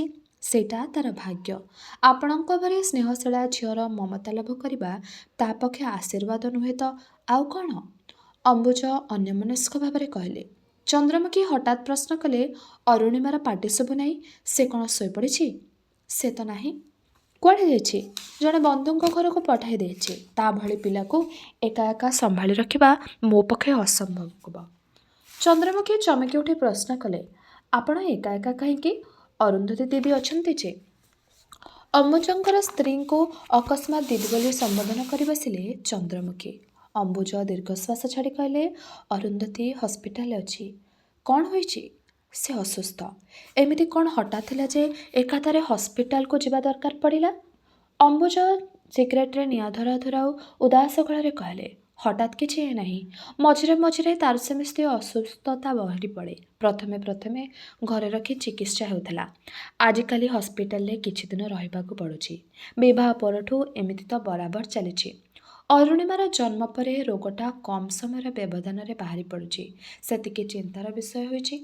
ଚନ୍ଦ୍ରମୁଖୀ ଉତ୍କଣ୍ଠାର ସହିତ ପଚାରିଲେ, ରୋଗଟା କିନ୍ତୁ କ'ଣ? ଖୁବ୍ ଶୀଘ୍ର ସମ୍ପୂର୍ଣ୍ଣ ଆରୋଗ୍ୟ ହୋଇଯିବେ ତ? ଅମ୍ବୁଜ ନିର୍ବିକାର ଭାବରେ କହିଲେ, ରୋଗଟା ମାନସିକ। ସରଳ ଭାଷାରେ କହିଲେ, ପାଗଳାମୀ। ରୋଗଟା ମୋଟେ ଭଲ ନ ମଧ୍ୟ ହୋଇପାରେ। ଅନେକ ଗୁଡ଼ାଏ ସକ୍ ନେବା ପରେ କିଛି ଦିନ ସ୍ୱାଭାବିକ ହୋଇ ଉଠେ ଅରୁନ୍ଧତୀ। ପୁଣି ଯେଉଁ କଥାକୁ ସେଇ କଥା। ଚନ୍ଦ୍ରମୁଖୀ ନିସ୍ପୃହ ହୋଇଗଲେ। ତାଙ୍କ ମୁଖରେ କଥା ନାହିଁ। ଏଭଳି ଏକ ରୋଗ ସମ୍ବନ୍ଧରେ ପଦେ ମିଛ ସାନ୍ତ୍ୱନା ଶୁଣାଇବା ଭଳି ତାଙ୍କ ପାଖରେ କିଛି ଭାଷା ଆସୁନାହିଁ। ତାଙ୍କର ଏସବୁ ବିଷୟରେ କିଛି ଧାରଣା ନାହିଁ। କିନ୍ତୁ ଗୋଟାଏ ପ୍ରଶ୍ନ ତାଙ୍କ ମନରେ ଉଠୁଛି, ଅରୁନ୍ଧତୀଙ୍କ ମାନସିକ ଭାରସାମ୍ୟ ହରାଇବା ଭଳି କି କାରଣ ଥାଇପାରେ? ଅମ୍ବୁଜଙ୍କ ଭଳି ଉଦାର ସ୍ନେହପ୍ରବଣ ସ୍ୱାମୀ, ଅରୁଣିମା ଭଳି ସଦ୍ୟ ଫୁଟନ୍ତ କନ୍ୟା, ସୁଖ ଐଶ୍ୱର୍ଯ୍ୟ ସବୁକିଛି ଅରୁନ୍ଧତୀଙ୍କ ପାଦତଳେ ଲୁଟୁଛି। ସେ ପୁଣି ମାନସିକ ବ୍ୟାଧିର ଶିକାର ହେଲେ କାହିଁକି? କାହିଁକି ଏପରି ହେଲା ଅମ୍ବୁଜଙ୍କୁ ପଚାରି ହେଉନାହିଁ। ଏପରି ଏକ ବ୍ୟକ୍ତିଗତ ନିଭୃତ ପ୍ରଶ୍ନ ପଚାରି ବସିବା ତାଙ୍କ ପକ୍ଷେ ଖୁବ୍ ଅଶୋଚନୀୟ ହେବ। ଅମ୍ବୁଜ ବୋଧହୁଏ ଚନ୍ଦ୍ରମୁଖୀଙ୍କର ମନ କଥା ବୁଝିଲେ। ଅନ୍ତରଙ୍ଗ କଣ୍ଠରେ ସେ କହିଲେ, ଆପଣ ବୋଧହୁଏ ରୋଗର କାରଣ ସମ୍ବନ୍ଧରେ ଚିନ୍ତାରେ ପଡ଼ିଛନ୍ତି। ଏଭଳି ରୋଗ ସମ୍ବନ୍ଧରେ ପ୍ରଥମେ ଶୁଣୁ ଶୁଣୁ ନିରାକରଣ ଅପେକ୍ଷା କାରଣଟାକୁ ସମସ୍ତେ ଚିନ୍ତାରେ ପକାଇଥାଏ। ଅରୁନ୍ଧତୀର ଏ ରୋଗ ବଂଶଗତ। ତାର ମା ଅରୁନ୍ଧତୀଙ୍କୁ ଜନ୍ମ ଦେବା ପରେ ପରେ ସମ୍ପୂର୍ଣ୍ଣ ଅସ୍ୱାଭାବିକ ହୋଇଯାଇଥିଲେ। ମୃତ୍ୟୁ ପୂର୍ବର 10 ବର୍ଷ ସେ ବଦ୍ଧ ପାଗଳୀ ହୋଇ ବଞ୍ଚି ରହିଥିଲେ। ଅରୁନ୍ଧତୀର ଠିକ୍ ସେହି ଅବସ୍ଥା। ଡାକ୍ତରଙ୍କ ମତରେ ବଂଶାନୁକ୍ରମ ଯୋଗୁଁ ବିଲକ୍ଷଣ ଦେଖାଦେଲେ ଆରୋଗ୍ୟର ଆଶା ଖୁବ୍ କ୍ଷୀଣ। ଚନ୍ଦ୍ରମୁଖୀ ସହାନୁଭୂତି ଭରା ସ୍ୱରରେ କହିଲେ, ଆପଣ କ'ଣ ବିବାହ ପୂର୍ବରୁ ଏସବୁ ଜାଣିନଥିଲେ? ନା, ଅରୁନ୍ଧତୀ ମା ମୋ ବିବାହର ଅନେକ ବର୍ଷ ପୂର୍ବରୁ ମୃତ୍ୟୁବରଣ କରିଥିଲେ। ଅରୁର ବାପା ଏସବୁ ମୋତେ ଜାଣିବା ପାଇଁ ଦେଇନଥିଲେ, ଅମ୍ବୁଜ ଶାନ୍ତ କଣ୍ଠରେ କହିଲେ। ସମବେଦନାର କଣ୍ଠ ଆର୍ଦ୍ର କରି ଚନ୍ଦ୍ରମୁଖୀ କହିଲେ, ଏ କିନ୍ତୁ ଅରୁ ଦିଦିଙ୍କ ବାପାଙ୍କର ଖୁବ୍ ଅନ୍ୟାୟ ହୋଇଛି। ଅବଶ୍ୟ ଅରୁ ଦିଦି ଖୁବ୍ ଭଲ, ଆପଣଙ୍କର ଉପଯୁକ୍ତ ଯୋଡ଼ି, କିନ୍ତୁ ଏଇ ରୋଗଟା ସବୁ ବିଭ୍ରାଟ ଉପଯାଇ ବସିଛି। ଉଚ୍ଚ କଣ୍ଠରେ ହସି ଉଠିଲେ ଅମ୍ବୁଜ। ଉଦାସ କଣ୍ଠରେ କହିଲେ, ଅନ୍ୟାୟ କାହିଁକି ହେବ? ଯେକୌଣସି ବାପା ପକ୍ଷେ ଏ ତ ଖୁବ୍ ସ୍ୱାଭାବିକ କଥା। ସ୍ତ୍ରୀ ପାଗଳୀ ହୋଇଗଲେ ବୋଲି ନିଜର ଆଦରଣୀୟ କନ୍ୟା ଯେ ସାରା ଜୀବନ ଅବିବାହିତା ରହିବେ, ଏକଥା କୌଣସି ବାପା ଚାହିଁବେ ନାହିଁ। ଆପଣ କ'ଣ ଭାବୁଛନ୍ତି, ମୋର ଝିଅ ଅରୁଣିମା ଅବିବାହିତ ରହିଯାଉ ପଛକେ ମୁଁ ତା'ର ଭାବିସ୍ୱାମୀଙ୍କୁ ଅରୁନ୍ଧତୀଙ୍କ ସମ୍ବନ୍ଧରେ ସବୁ କଥା ଖୋଲି କହିବି?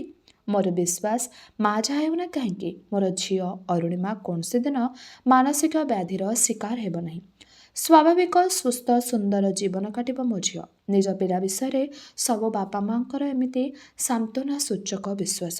ସେ ବିଶ୍ୱାସରେ ମୋର ଶ୍ୱଶୁର ଅରୁନ୍ଧତୀକୁ ମୋ ହାତରେ ଟେକି ଦେଇଥିଲେ। ସେଥିପାଇଁ ମୁଁ ତାଙ୍କୁ ସବୁଦିନ ଭୁଲ ବୁଝି ନାହିଁ। ବିଚରା ଅମ୍ବୁଜଙ୍କର ସ୍ପର୍ଶବାଦିତାରେ ମୁଗ୍ଧ ହେଲେ ଚନ୍ଦ୍ରମୁଖୀ। ଅକସ୍ମାତ୍ ସେ କହି ପକାଇଲେ, କିନ୍ତୁ ସାରା ଜୀବନ ଧରି ଏମିତି ଭାବରେ ହଲାପଟା ହେବାକୁ ପଡ଼ିବ, କ'ଣ ଆଉ କରାଯାଏ? ଅମ୍ବୁଜ ସହଜ କଣ୍ଠରେ କହିଲେ, ହଲାପଟା ଆଉ କ'ଣ? ମଣିଷ ଶରୀର ତ ରୋଗର ଘର। ଆଜି ନହେଲେ କାଲି କିଛି ନା କିଛି ରୋଗ ଭୋଗିବାକୁ ହେବ। ଡାକ୍ତରଖାନା ଦୌଡ଼ିବାକୁ ହେବ। କାହାର କେତେବେଳେ କେଉଁ ରୋଗ ବାହାରି ପଡ଼ିବ ସେ କଥା କିଏ କହିବ? ସେ ନ ହେଇ ଯଦି ମୁଁ ପାଗଳ ପାଲଟିଥାନ୍ତି, ତେବେ ଅରୁନ୍ଧତୀ କ'ଣ ମୋତେ ପରିତ୍ୟାଗ କରି ଅନ୍ୟକୁ ଚାଲିଯାଇଥାନ୍ତା? ନା, ସେ କଥା ଅରୁନ୍ଧତୀ ଦ୍ୱାରା ହେବ ନାହିଁ। ମୁଁ ତା'ର ନିର୍ମଳ ହୃଦୟର ପ୍ରେମକୁ ଚିହ୍ନିଛି। ବିଚାରୀ ସେ ଆଉ କରିବ କ'ଣ? ଜାଣି ଜାଣି ସେ ତ ଆଉ ମୋତେ ହଇରାଣ କରୁନାହିଁ। ସବୁ ମୋର ଅଭ୍ୟାସରେ ପଡ଼ିଗଲାଣି। ଏବେ ଆଉ କିଛି ବାଧୁ ନାହିଁ। ମୋ ସ୍ତ୍ରୀ ପାଗଳୀ, ପ୍ରଥମେ ପ୍ରଥମେ କଥାଟା ଖୁବ୍ ବାଧୁଥିଲା, କିନ୍ତୁ ଏବେ ମୋର କିଛି କଷ୍ଟ ହେଉନାହିଁ। ପ୍ରକୃତରେ କହିବାକୁ ଗଲେ ଏ ସଂସାରରେ କିଏ ବା ପାଗଳ ନୁହଁ? କିଏ ପ୍ରେମ ପାଗଳ ତ, କିଏ ଧନ ପାଗଳ, କିଏ କ୍ଷମତା ପାଗଳ ତ, କିଏ ଯଶ ପାଗଳ। ସମସ୍ତେ କିଛି ନା କିଛି କଥା ପଛରେ ପାଗଳ, କିଏ କମ୍, କିଏ ଟିକେ ବେଶୀ। ଆପଣ ଗୋଟାଏ ଝୁଙ୍କରେ ଏଠି ଆସି ପହଞ୍ଚି ଯାଇଛନ୍ତି, ଏଇଟା କ'ଣ ପାଗଳାମି ନୁହେଁ? ଆପଣ ଟିକେ କମ୍ ପାଗଳ, ଅରୁନ୍ଧତୀ ଟିକେ ବେଶୀ, ମାତ୍ରାରେ ଯାହା ଫରକ। ଅବାକ୍ ହୋଇ ଅମ୍ବୁଜକୁ ଅନୁଧ୍ୟାନ କରୁଥିଲେ ଚନ୍ଦ୍ରମୁଖୀ। ଏଡ଼େ ସହଜରେ କେତେ ନିର୍ବିକାର ଭାବରେ ଜୀବନର ଏତେ ଗୁଡ଼ିଏ ଗୁରୁତ୍ୱପୂର୍ଣ୍ଣ ଘଟଣାଟିକୁ ଲଘୁ ଭାବରେ ଖୋଲା ମନରେ ଗ୍ରହଣ କରି ନେଇଛନ୍ତି ଅମ୍ବୁଜ। ଜୀବନରେ ଘାତ ପ୍ରତିଘାତ ସହ ମୁକାବିଲା କରିବାର କେଡ଼େ ସୁନ୍ଦର ପଥଟିଏ ସତେ! ଜୀବନରେ ଏମିତି ଅନେକ ଅବାଞ୍ଛିତ ଘଟଣାକୁ ଆପଣାର କରିନେବାକୁ ହୁଏ। ଯାହା ମିଳିଛି ତାହା ଅଭିପ୍ରେତ, ତାକୁ ଏମିତି ଖୋଲା ମନରେ ଗ୍ରହଣ କରିନେବା ପାଇଁ ମଣିଷ ନିଜେ ନିଜକୁ ମିଥ୍ୟା ପ୍ରବୋଧନା ନ ଦେଲେ ମନର ଭାରସାମ୍ୟ ରକ୍ଷା ହୋଇପାରେ ନାହିଁ। ଜୀବନ ହୁଏ ଦୁର୍ବିସହ। ଅରୁନ୍ଧତୀଙ୍କୁ ପରିତ୍ୟାଗ କରିପାରନ୍ତେ ଅମ୍ବୁଜ, ମାତ୍ର ସେମିତି ହୃଦୟହୀନ ସେ ନୁହନ୍ତି। ଅରୁନ୍ଧତୀଙ୍କ ପ୍ରତି ତାଙ୍କର ସ୍ନେହ, ପ୍ରେମ, ଆଦର, ଯତ୍ନ ଅତୁଟ ରହିଛି। ତାଙ୍କର କୌଣସି ଅବହେଳା କରିନାହାନ୍ତି ସେ। ଅମ୍ବୁଜ ଯେମିତି ଏକ ବ୍ୟତିକ୍ରମ, ତାଙ୍କ ପ୍ରତି ମନରେ ସମ୍ଭ୍ରମ ହେଉଛି। ସ୍ନେହଶୀଳ ଉଦାର ମଣିଷଟିଏ ସେ ନ ହୋଇଥିଲେ ଚନ୍ଦ୍ରମୁଖୀଙ୍କୁ ନ ଚିହ୍ନି ନ ଜାଣି ଅକାତରେ ଏପରି ସାହାଯ୍ୟ କରିଥାନ୍ତେ କାହିଁକି? ତାଙ୍କର ସମବେଦନା ଜାଗୁଛି ମନ ତଳେ। ମାନସିକ ରୋଗଗ୍ରସ୍ତ ପତ୍ନୀଟିର ଯତ୍ନ ଆଉ ଚିକିତ୍ସାରେ ସମଗ୍ର ଜୀବନ ଉତ୍ସର୍ଗ କରିଦେବା ସବୁ ପୁରୁଷ ପକ୍ଷେ ସମ୍ଭବ ନୁହେଁ। ଅମ୍ବୁଜଙ୍କର ତ୍ୟାଗ ଆଉ ମହାନୀୟତାର ପଟାନ୍ତର ନାହିଁ। ଏଭଳି ଏକ ପରୋପକାରୀ ଆଦର୍ଶ ବ୍ୟକ୍ତିଟିକୁ ଅସମୟରେ ସାହାଯ୍ୟ କଲେ ଚନ୍ଦ୍ରମୁଖୀଙ୍କର ଋଣଭରା କିଞ୍ଚିତ୍ ପରିମାଣରେ ଊଣା ହେବ ଅବା। ଚନ୍ଦ୍ରମୁଖୀ ନରମ କଣ୍ଠରେ କହିଲେ, ଅରୁଣିମାକୁ କେତେଦିନ ଆଉ ବନ୍ଧୁଙ୍କ ପାଖରେ ଛାଡ଼ିଦେଇ ନିଶ୍ଚିନ୍ତରେ ରହିବେ? ମୋ ମତରେ ଯେତେ ଆପଣାରୁ ହୁଅନ୍ତୁ ପଛକେ ପର ଘରେ ପର ଦାୟିତ୍ୱରେ ପିଲାଟିକୁ ଛାଡ଼ିଦେବା ଠିକ୍ କଥା ନୁହେଁ। ତାଦ୍ୱାରା ପିଲାମାନଙ୍କର ବ୍ୟକ୍ତିତ୍ୱର ବିକାଶରେ ବାଧାପ୍ରାପ୍ତ ହୁଏ। ଶୁଷ୍କ ହସ ହସି ଅମ୍ବୁଜ କହିଲେ, ତା ଛଡ଼ା ଉପାୟ ବା କ'ଣ ଅଛି? ସ୍କୁଲକୁ ଯିବା ବୟସ ହେବା ପର୍ଯ୍ୟନ୍ତ ଅରୁଣିମା ପର ଘରେ ହିଁ ରହିବ। ତାକୁ ସାରାଦିନ ଜଗି ବସିବା ମୋ ପକ୍ଷେ ତ ସମ୍ଭବ ନୁହେଁ। ଅରୁନ୍ଧତୀ କିଛିଦିନ ଡାକ୍ତରଖାନାରେ ରହିବା ପରେ ହୁଏତ ସ୍ୱାଭାବିକ ହେଇ ଫେରିବ। କିନ୍ତୁ ତା ଉପରେ ଆଉ ଭରସା କରିହୁଏନା। କେତେବେଳେ କେଉଁ ମୁହୂର୍ତ୍ତରେ ପୁଣି ସେ ଅସ୍ୱାଭାବିକ ହେଇଉଠିବ ସେ କଥା କହିହେବନି। ଡାକ୍ତରଙ୍କ ମତରେ ବେଳେବେଳେ ସେ ନିଜ ପାଇଁ ଏବଂ ଅନ୍ୟମାନଙ୍କ ପାଇଁ ବିପଜ୍ଜନକ ହେଇଉଠିବା ଅସମ୍ଭବ ନୁହେଁ। ଏଣିକି ତା'ର ଯତ୍ନ ଏବଂ ସୁରକ୍ଷା ପାଇଁ ମୋତେ କିଛି ବ୍ୟବସ୍ଥା କରିବାକୁ ପଡ଼ିବ। ସମସ୍ୟାଟା ହଠାତ୍ ବଢ଼ିଗଲା। ଛାଡ଼ନ୍ତୁ, ମଣିଷ ଜୀବନ ତ ସମସ୍ୟାର ସମଷ୍ଟି। ସମସ୍ୟାକୁ ବାଦ ଦେଇ ଜୀବନ କାହିଁ? ଚନ୍ଦ୍ରମୁଖୀ ଅନ୍ତର୍ଗତ ଆତ୍ମୀୟଙ୍କ ଭଳି କହିଲେ। ଅରୁଣିମା ସେମାନଙ୍କୁ ଅସୁବିଧାରେ ପକାଉଥିବ। ମୁହଁରେ ନ କହିଲେ ମଧ୍ୟ ମନେ ମନେ ସେମାନେ ବିରକ୍ତ ହେଉଥିବେ। ଆଜିକାଲି କିଏ କାହାର ଦାୟିତ୍ୱ ମୁଣ୍ଡାଇବା ପାଇଁ ସୁଖ ପାଏ? ଅରୁଣିମାକୁ ନେଇ ଆସନ୍ତୁ। ଅମ୍ବୁଜ ଅନ୍ୟମନସ୍କ ଭାବରେ କହିଲେ। ହଁ, ଅରୁଣିମାକୁ ମୁଁ ନେଇ ଆସିବି।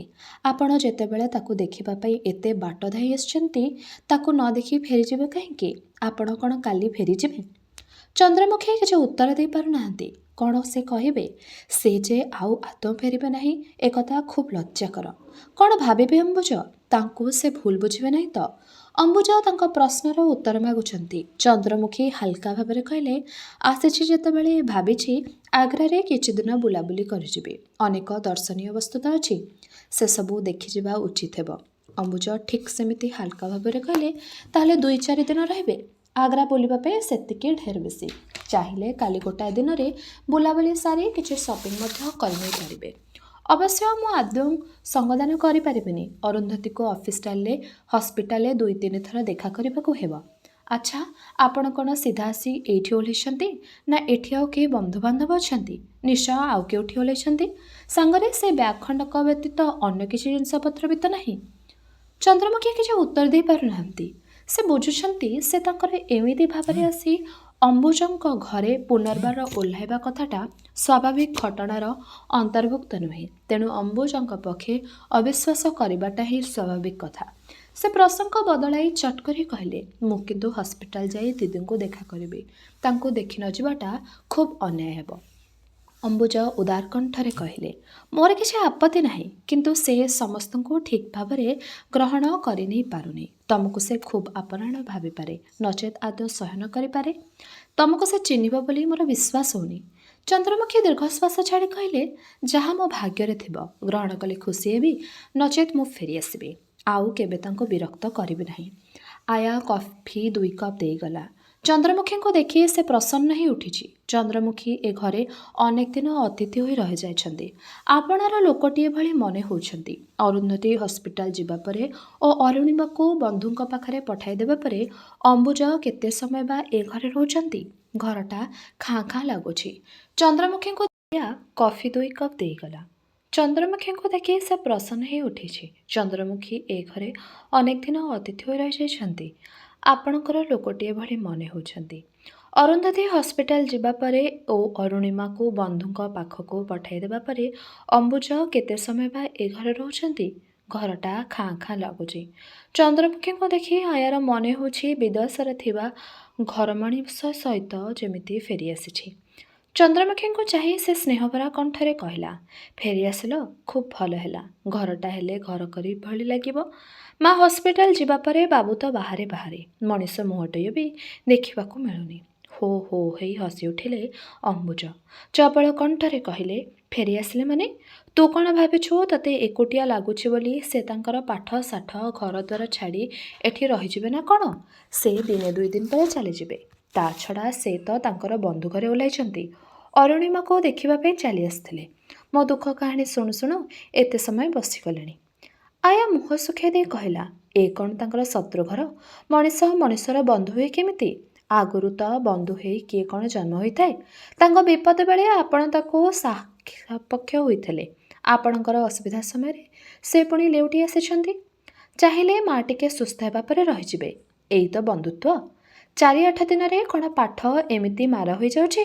ଆଜି ତାଙ୍କ ନିଜ ବଡ଼ ଭଉଣୀ ବେମାର ପଡ଼ିଥାନ୍ତେ, ସେ କ'ଣ ଭଉଣୀର ପିଲାଟାକୁ ସମ୍ଭାଳି ନେଇନଥାନ୍ତେ? ଅସୁବିଧାର ସମୟରେ ମୁଁ ଯାହା ଭାବେ କହିଦିଏ। ତେଣିକି ଯିଏ ଯାହା ଭାବିଲେ ଭାବୁଥାଉ। ଯେଉଁ ଅବସ୍ଥାରେ ଆପଣ ତାଙ୍କୁ ନ ଚିହ୍ନି ନ ଜାଣି ଏ ଘରକୁ ନେଇ ଆସି ମାସ ମାସ ଧରି ଚିକିତ୍ସା କରିଥିଲେ, ସେତିକି କ'ଣ ତାଙ୍କ ପକ୍ଷେ ଏ ଘରର ବନ୍ଧୁ ହୋଇଯିବା ପାଇଁ ଯଥେଷ୍ଟ ନୁହେଁ? ଆୟା କଥା କହୁ କହୁ ଚାଲିଗଲା। ଚନ୍ଦ୍ରମୁଖୀ ଆଦୌ ଅପ୍ରତିଭ ହେଲା ନାହିଁ। କଥାଗୁଡ଼ାକ ଅପ୍ରିୟ ହେଲେ ବି ସବୁ ତାଙ୍କ ପରିସ୍ଥିତିର ଅନୁକୂଳରେ ଯାଉଛି। ସେ ହସି ଦେଇ କହିଲେ, ମୂର୍ଖ ହେଲେ କ'ଣ ହେବ? ହୃଦୟବତୀ ନାରୀଟି, ଖୁବ୍ ବିବେକୀ, କେଡ଼େ ସତ କଥା କହୁଗଲା। ଅମ୍ବୁଜା ବିରକ୍ତ ହୋଇ କହିଲେ, ଆୟର ଅନଧିକାର ଚର୍ଚ୍ଚାରେ ଲଜ୍ଜିତ ଭଙ୍ଗୀରେ ସେ କହିଲେ, ଆପଣ ତା କଥା ଉପରେ ଆଦୌ ଗୁରୁତ୍ୱ ଦିଅନ୍ତୁ ନାହିଁ। ଅଯଥା କଥା ଗୁଡ଼ାଏ ବକିବା ତାର ଗୋଟେ ବଦ ଅଭ୍ୟାସ। ଆପଣଙ୍କୁ ଅସମୟରେ ସାହାଯ୍ୟ କରିଥିଲି ବୋଲି ଆଜି ଆପଣ ମୋତେ ସାହାଯ୍ୟ କରିବେ ଏକଥା ମୁଁ ଆଦୌ ଆଶା କରେ ନାହିଁ। ଛାଡ଼ନ୍ତୁ ତା କଥା, ମୁଁ ଯାଏ ଅରୁଣିମାକୁ ନେଇ ଆସେ। ତାକୁ ଦେଖି ସାରିବା ପରେ ଆପଣଙ୍କୁ ହସ୍ପିଟାଲ ନେଇ ବନ୍ଧୁଙ୍କ ଘରେ ଛାଡ଼ି ଦେଇ ଆସିବି। ଉତ୍ତରକୁ ଅପେକ୍ଷା ନ କରି ଅମ୍ବୁଜ ଗାଡ଼ି ନେଇ ଚାଲିଗଲେ। ଏକାକିନୀ ବାହାରେ ଘରେ ବସି ରହିଲେ ଚନ୍ଦ୍ରମୁଖୀ। ଅମ୍ବୁଜଙ୍କର ଋଣ ସେ ଶୁଝିପାରିବେ ନାହିଁ ବୋଲି ମୁହଁ ଖୋଲି ସେ କହିପାରିଲେ ନାହିଁ। ଅଥଚ ଅମ୍ବୁଜ ଭାବୁଛନ୍ତି ସେ ତାଙ୍କ ଟଙ୍କାଟା ନିଶ୍ଚୟ ଧରି ଆସିଛନ୍ତି। ତାଙ୍କର ଟିକେ ଆଶ୍ରୟ ଦରକାର। ତା ମଧ୍ୟ ସେ ଅମ୍ବୁଜଙ୍କୁ କହିପାରିବେ ନାହିଁ। ମଣିଷ ପ୍ରକୃତରେ ଯାହା ନୁହେଁ ତାହା ଦେଖି ହୁଏ କାହିଁକି? ସେ ଯେ ଆଜି ନିରାଶ୍ରୟ ଏବଂ ଅମ୍ବୁଜଙ୍କର ଆଶ୍ରୟ ପ୍ରାର୍ଥିନୀ ଏ କଥାଟା ସତ୍ୟ ହେଲେ ମଧ୍ୟ ତାଙ୍କ ସାମ୍ନାରେ ସ୍ୱୀକାର କରିନେବା ପାଇଁ କୁଣ୍ଠା ଲାଗୁଛି କାହିଁକି? ସେ କ'ଣ ଫେରିଯିବେ, ମିଶିଯିବେ ଅଗଣିତ ଜନସମୁଦ୍ରରେ? କିନ୍ତୁ ପୁଣି ଯଦି କେବେ କେଉଁଠି ଅମ୍ବୁଜଙ୍କ ସହ ସାକ୍ଷାତ ହୋଇଯାଏ, ତେବେ ସେ ପ୍ରଶ୍ନ କରିବେ, ସାମାନ୍ୟ କେତେଟା ଟଙ୍କା ପାଇଁ ଆପଣ ସେଦିନ କିଛି ନ କହି ମୁହଁ ଲୁଚାଇ ଚାଲି ଆସିଲେ। ମୁଁ ତ ଆପଣଙ୍କୁ ଟଙ୍କା ମାଗିନଥିଲି। ସେତେବେଳେ କ'ଣ ଉତ୍ତର ଦେବେ ଚନ୍ଦ୍ରମୁଖୀ? ତା ଛଡ଼ା ସେ ଯଦି ଏବେ ମଧ୍ୟ ଆତ୍ମହତ୍ୟା କରିବା କଥା ସିଦ୍ଧାନ୍ତ କରିନାହାନ୍ତି, ବଞ୍ଚିବାରେ ଅବଲମ୍ବନ ତାଙ୍କର କ'ଣ? ଏ ବିଚିତ୍ର ପୃଥିବୀରେ କୌଣସି ଅପରିଚିତ ଲୋକର ଦ୍ୱାରସ୍ଥ ହେବା ଅପେକ୍ଷା ଅମ୍ବୁଜଙ୍କୁ ମୁହଁ ଖୋଲି ସାହାଯ୍ୟ ମାଗିବା ଢେର ଭଲ। ଅମ୍ବୁଜଙ୍କ ଆଶ୍ରୟରେ ନିଶ୍ଚିତ ନିରାପତ୍ତା ଅଛି, ଯାହା ଅନ୍ୟ କେଉଁଠି ମିଳିବା ଆଦୌ ସମ୍ଭବପର ହୋଇନପାରେ। କିନ୍ତୁ ଏସବୁ ସତ୍ତ୍ୱେ ଅମ୍ବୁଜଙ୍କ ପାଖରେ ନିଜ ସହାୟତାର ପ୍ରକାଶ କରିବା ଅସମ୍ଭବ ମନେ ହେଉଛି। ଚନ୍ଦ୍ରମୁଖୀ କ'ଣ କରିବେ କିଛି ସିଦ୍ଧାନ୍ତରେ ପହଞ୍ଚି ପାରୁନାହାନ୍ତି। ଆୟା ରେଖା ପୁଣି ଆସିଲା। ବ୍ୟସ୍ତ ହୋଇପଡ଼ି କହିଲା, ସେତିକୁ ବେଳଠାରୁ ଏକା ଏକା ବସିଛ ଦିଦି, ଭିତରକୁ ଆସ। ଲୁଗା ବଦଳାଅ, ଜଳଖିଆ ଖାଇ ବିଶ୍ରାମ କର, ସନ୍ଧ୍ୟାରେ ମାଙ୍କ ପାଖକୁ ଯିବ। ବାବୁ ଥରେ ଘରୁ ବାହାରି ଗଲେ କେତେବେଳେ ଫେରିବେ କିଛି କହିହେବନି। ଚନ୍ଦ୍ରମୁଖୀ କୁଣ୍ଠିତ କଣ୍ଠରେ କହିଲେ, ନା ଆଉ ଥାଉ, ମୁଁ ଲୁଗାପଟା କିଛି ଆଣି ନାହିଁ, ମୋର ବିଶ୍ରାମ ଦରକାର ନାହିଁ। ଅରୁଣିମାକୁ ଦେଖିସାରି ମୁଁ ଚାଲିଯିବି, ତାପରେ ଦେଖାଯିବ। ଚନ୍ଦ୍ରମୁଖୀ ଆଉ କିଛି କହିପାରିଲେ ନାହିଁ। ରେଖା ବିରକ୍ତ ହେଇ କହିଲା, ନ ଆଣିଲେ ମାଙ୍କର କ'ଣ ଶାଢ଼ୀ ନାହିଁ ବଦଳିବାକୁ? ସୁବିଧା ବେଳେ ତାଙ୍କୁ ଟିକେ ସାହାଯ୍ୟ କରିବା ପାଇଁ ଆମ ବାବୁ କ'ଣ ତମକୁ କହିବେ ବୋଲି ଭାବୁଛ? ବାବୁ ଗୋଟେ ଅଦ୍ଭୁତ ମଣିଷ, ପରର ବିପଦ ଆପଦରେ ଉପର ପଡ଼ି ସାହାଯ୍ୟ କରିବେ। ବନ୍ଧୁବାନ୍ଧବ କେହି ବେମାର ପଡ଼ିବା ଖବର ପାଇଲେ ନିଜେ ଯାଇ ତାଙ୍କୁ ନେଇ ଆସି ପାଖରେ ରଖି ମାସ ମାସ ଚିକିତ୍ସା କରିବେ। ମନକୁ ମନ ପଚାରି ପଚାରି ବନ୍ଧୁବାନ୍ଧବ ଘରେ ଟଙ୍କା ଧାର ଦେଇ ଆସିବେ କାହାର କିଛି ଅସୁବିଧା ହେଲେ। ଯାହାର ଖୁସି ହେଲା ସେ ଫେରାଇଲା, ନ ଫେରାଇଲେ ତ ମୁହଁ ଖୋଲି ମାଗିବେ ନାହିଁ। ମା ଯଦି କେବେ ସେ କଥା ମନେ ପକାଇଦେବେ, କହିବେ କିଛି ସୁବିଧା କରିପାରୁନି ବୋଲି ଟଙ୍କା ଫେରାଇନି। କାହାକୁ କ'ଣ ଋଣ ବୋଝ ବୋଲି ବୋହିବାକୁ ଭଲ ଲାଗେ? ମାଗିଲେ ସେ ତ ସଙ୍ଗେ ସଙ୍ଗେ ଫେରାଇ ପାରିବନି, ବରଂ ତାଙ୍କୁ କଷ୍ଟ ଲାଗିବ, ଲଜ୍ଜା ଲାଗିବ। ଟଙ୍କା ଧାର ଦେଇ ମାଗିବାଟା ଠିକ୍ ନୁହେଁ। ଏଇ ଦେଖ ନା, ତମରି କଥା, ତମ ପାଇଁ ମୁଠା ମୁଠା ଖର୍ଚ୍ଚ କରିଦେଲେ। ସମସ୍ତେ କହିଲେ ଜଣଙ୍କ ପାଇଁ ନ ଜାଣି ନ ଶୁଣି ଏତେ ଖର୍ଚ୍ଚ କରିବା ଠିକ୍ ନୁହେଁ। ସେ ଟଙ୍କା ଆଉ ଫେରସ୍ତ ପାଇବନି। ବାବୁ କହିଲେ, ଜଣଙ୍କର ବିପଦରେ ସାହାଯ୍ୟ କଲାବେଳେ ଟଙ୍କା ଫେରାଇବାର ଆଶା ରଖି ମୁଁ ଟଙ୍କା ଖର୍ଚ୍ଚ କରେ ନାହିଁ। ଅବିବାହିତା ଝିଅଟି, ବାହା କରିବେ, ଜ୍ୱାଇଁ କରିବେ ବୋଲି କେତେ ଆଶା ବାପା ମାଆଙ୍କର ମନରେ। ତାଙ୍କ ଝିଅଟି ତାଙ୍କ ପାଖରେ ଫେରିଗଲେ ସେ କ'ଣ ଟଙ୍କା କେତେଟା ସୁଝିଦେବ ନାହିଁ? ମୋର ତ ଝିଅଟିଏ ଅଛି, ସେ କାଲି ସକାଳେ ବଡ଼ ହୋଇଯିବ, ଏକା ଏକା ପଦାକୁ ବାହାରିବ, ପାଠ ପଢ଼ିବା ପାଇଁ ଦୂରକୁ ବି ଯାଇପାରେ। ମୁଁ ଯଦି କାହାର କିଛି କରିଥାଏ, ମୋ ଝିଅର ବିପଦ ଆପଦ ପଡ଼ିଲେ କେହି ଜଣେ ହେଲେ ସାହାଯ୍ୟ କରିବାକୁ ତ ଆଗେଇ ଆସିବେ। ଚନ୍ଦ୍ରମୁଖୀ ଦୀର୍ଘଶ୍ୱାସ ଛାଡ଼ି କହିଲେ, ଅମ୍ବୁଜ ବାବୁଙ୍କ ଭଳି ପରୋପକାରୀ କେତେଜଣ ଅଛନ୍ତି ଏ ସଂସାରରେ? ଈଶ୍ୱର ତାଙ୍କର ମଙ୍ଗଳ କରନ୍ତୁ। ରେଖା ବ୍ୟତିକ୍ଷାତୀର ଭାବରେ ହସିଦେଇ କହିଲା, ହଁ, ଭଗବାନ ଉପକାର କେମିତି କରୁଛନ୍ତି ଦେଖୁନ। ବାହାଘର ପରଠୁ ସ୍ତ୍ରୀ ମଝିରେ ମଝିରେ ପାଗଳାମୀ ବାହାର କରୁ କରୁ ବର୍ତ୍ତମାନ ମଧ୍ୟ ପାଗଳୀ। ସଂସାରେ ଏକବାରେ ଅଚଳ। କେହି ବନ୍ଧୁବାନ୍ଧବ ଏ ସମୟରେ ତାଙ୍କୁ ସାହାଯ୍ୟ କରିବାର ମୁଁ କେବେ ଦେଖିନି। ସେ ମଧ୍ୟ ଦିନେ ପିଲାଟାକୁ ଚଳାଇ ଦେବା ପାଇଁ କାହାକୁ କହନ୍ତି ନାହିଁ। ମୁଁ କହିଲେ ଉତ୍ତର ଦେବେ, ମୁଁ କାହାକୁ କେବେ ସାହାଯ୍ୟ କରିଥିଲି ବୋଲି ମୋ ଘରଟାକୁ କିଏ ଚଳାଇ ଦେବ, ଏ ଆଶା କରିବା ଖୁବ୍ ଅନ୍ୟାୟ। ସମସ୍ତଙ୍କର ପରିସ୍ଥିତି ସମାନ ନୁହେଁ। ତାଙ୍କର ସୁବିଧା ହେଲେ ସେମାନେ ବଳେ ବଳେ ସାହାଯ୍ୟ କରିବେ। ଜବରଦସ୍ତ ନିଜ ଅସୁବିଧାର ବୋଝ ଅନ୍ୟମାନଙ୍କ ଉପରେ ଚାପି ଦେବା ଖୁବ୍ ଅନୁଚିତ। ଆଚ୍ଛା କହିଲ ଦିଦି, ଆଜିକାଲି ଉପରେ ପଡ଼ି କାହାକୁ କିଏ ସାହାଯ୍ୟ କଲାଣି? ସମସ୍ତେ ମୁହଁ ରଖା କରି ମାଆଙ୍କୁ ଦେଖିବା ପାଇଁ ଆସି ଏଠି ମେଳି କରୁଛନ୍ତି ମିଛରେ। ତାଙ୍କ ଚର୍ଚ୍ଚା କରି ବାବୁ ଓଲଟି ବ୍ୟସ୍ତ ଖର୍ଚ୍ଚାନ୍ତ, ଆଉ ମୁଁ ବି ନୟାନ୍ତ ହେଲିଣି। ପୂଜାରୀଟା ଏତିକି ବେଳୁ ଘରକୁ ଯାଇଛି, ଫେରିବା ନାଁ ଧରୁନି। ଚନ୍ଦ୍ରମୁଖୀ କହିଲେ, ତେବେ ଅରୁଣିମାର ଦାୟିତ୍ୱ ବାଧ୍ୟରେ ପଡ଼ି କେଉଁ ବନ୍ଧୁଙ୍କ ଉପରେ ଛାଡ଼ି ଦେଇଛନ୍ତି? କ'ଣ ଆଉ କରିବେ? ରେଖା କହିଲା, ଭାବୁଛ ବାବୁ ନିଜ ଝିଅଙ୍କୁ ପଠାଇଛନ୍ତି? ସେ କଥା ବାବୁଙ୍କ ଦ୍ୱାରା ହେବନି। ବାବୁଙ୍କର ସେ ସାଙ୍ଗ ଆଉ ତାଙ୍କ ସ୍ତ୍ରୀ ଆସିଥିଲେ। ଝିଅ ସେଦିନ ମା ହୋଇ ବହୁତ କାନ୍ଦୁଥିଲେ। ବିକଳ ପାଇ ସେମାନେ ଝିଅଙ୍କୁ ସାଙ୍ଗରେ ନେଇଗଲେ। ବାବୁ ଯାଇଥିଲେ ଆଣିବା ପାଇଁ। ସେମାନେ କହିଲେ ଥାଉ କେଇଦିନ, ମା ଡାକ୍ତରଖାନାରୁ ଆସିବା ଯାଏ ରଖିବେ ବୋଲି ତାଙ୍କର ଇଚ୍ଛା। କିନ୍ତୁ ମା ଘରକୁ ଆସିଲେ ଝିଅକୁ ଏଠି ରଖିବା ଠିକ୍ ହେବନି ବୋଲି ଡାକ୍ତର କହୁଛନ୍ତି। କାରଣ ପୁଣି କେତେବେଳେ ମାଙ୍କର ରୋଗଟା ବାହାରି ପଡ଼ିବ କିଛି କହିହେବ ନାହିଁ। କେମିତି ଏ ସଂସାର ଚଳିବ କେଜାଣି? ଚନ୍ଦ୍ରମୁଖୀ ମନେ ମନେ ଭାବିଲେ, ଏ ସଂସାର ନିଶ୍ଚୟ ଚଳିବ। କାହା ବିନା କାହାର ସଂସାର ଅଚଳ ହୋଇଯାଏ ନାହିଁ। ଆଦିତ୍ୟ ବି କହୁଥିଲେ ତାଙ୍କ ବିନା ଆଦିତ୍ୟଙ୍କର ସଂସାର ଅଚଳ ହୋଇଯିବ ବୋଲି। ତାଙ୍କ ସଂସାର କିନ୍ତୁ ଚଳିଲା, ଖୁବ୍ ଭଲରେ ଚଳିଲା। ଅମ୍ବୁଜଙ୍କର ସଂସାର ବି ସେମିତି କୌଣସି ପ୍ରକାରେ ଚଳିବ। ଅରୁନ୍ଧତୀ ଆରୋଗ୍ୟ ହେବେ ବୋଲି ଡାକ୍ତରମାନେ ଶେଷ ସିଦ୍ଧାନ୍ତ ଜଣାଇ ଦେବା ପରେ ଅମ୍ବୁଜ ବି ଦ୍ୱିତୀୟ ପତ୍ନୀ ଗ୍ରହଣ କରି ସୁଖରେ ସଂସାର କରିବେ। ରେଖା ମିଛରେ ବ୍ୟସ୍ତ ହୋଇପଡ଼ୁଛି, କିନ୍ତୁ ଅମ୍ବୁଜଙ୍କର ଚରିତ୍ରର ଅନେକ ଆଲୋକିତ ପାର୍ଶ୍ୱ ରେଖା ତାଙ୍କ ପାଖରେ ଉନ୍ମୋଚନ କରିଦେଇଛି। ତାଙ୍କ ପ୍ରତି ମନରେ ସହାନୁଭୂତି ଜାଗୁଛି। ସତରେ ଯଦି ସେ କାହାରିକୁ ମୁହଁ ଖୋଲି ସାହାଯ୍ୟ ମାଗନ୍ତି, ତେବେ ତାଙ୍କର ଦୁର୍ଦ୍ଦିନରେ ସେ ତାଙ୍କୁ ସାହାଯ୍ୟ କରିବା ପାଇଁ ଆଗେଇ ଆସିବା ଉଚିତ ହେବ କି? ତାଦ୍ୱାରା ଅମ୍ବୁଜଙ୍କର କିଛିଟା ସୁବିଧା ହେବ ଏବଂ ଅମ୍ବୁଜଙ୍କର ଋଣ ଶୁଝିବା ପାଇଁ ତାଙ୍କୁ ସୁଯୋଗ ମିଳିଯିବ। ତା ସଙ୍ଗେ ସଙ୍ଗେ ବଞ୍ଚି ରହିବା ପାଇଁ ଗୋଟାଏ ଅବଲମ୍ବନ ବି ତ ମିଳିଯିବ। ଚନ୍ଦ୍ରମୁଖୀ ଅରୁଣିମାକୁ ଅପେକ୍ଷା କରି ବସିଥିଲେ। ରେଖା ବାଧ୍ୟ କଲେ ମଧ୍ୟ ଶାଢ଼ୀ ପଲଟେଇଲେ ନାହିଁ। ଏତେ ବେଶୀ ଅନଧିକାର ଚର୍ଚ୍ଚା ତାଙ୍କ ପକ୍ଷେ ସ୍ପୃହଣୀୟ ନୁହେଁ। ଅରୁଣିମାକୁ ଧରି ଅମ୍ବୁଜ ଫେରିଲେ। ଅରୁଣିମା ଶୁଖି ଯାଇଛି। ସତେଜ ସୁନ୍ଦର ମୁହଁଟା ଫିକା ଫିକା ମନ ହେଉଛି। ମା'କୁ ମନେ ମନେ ଝୁରୁଛି ବିଚାରୀ। ଆହା, ଅନୁରାଗ ସେମିତି ମା'କୁ ଝୁରି ହେଉଥିବ। ଉଷା ଯେତେ ସ୍ନେହ କଲେ ବି ତାର ମନବୋଧ ହେଉନଥିବ। କୃତ୍ରିମ ଆଲୋକର ବର୍ଣ୍ଣାଳୀରେ ପୃଥିବୀ ଯେତେ ରୂପସୀ ହୋଇ ଉଠିଲେ ମଧ୍ୟ ସ୍ନିଗ୍ଧ ଶୀତଳ ଜ୍ୟୋତ୍ସ୍ନାର ସ୍ପର୍ଶରେ ପୃଥିବୀର ସେ ମନୋରମ ଛବି କେବେ ବି ସମ୍ଭବ? ତେବେ ଏଇଠାରେ ଶେଷ ହେଲା ଔପନ୍ୟାସିକା ପ୍ରତିଭା ରାୟଙ୍କର ଉପନ୍ୟାସ ମେଘମେଦୁରର ଏହି ଭାଗଟି। ଆଗାମୀ ଅଧ୍ୟାୟରେ ଏହି ଉପନ୍ୟାସଟିର ବାକି ଅଂଶଗୁଡ଼ିକୁ ଆମେ ଶୁଣିବା। ରହିଲି, ନମସ୍କାର।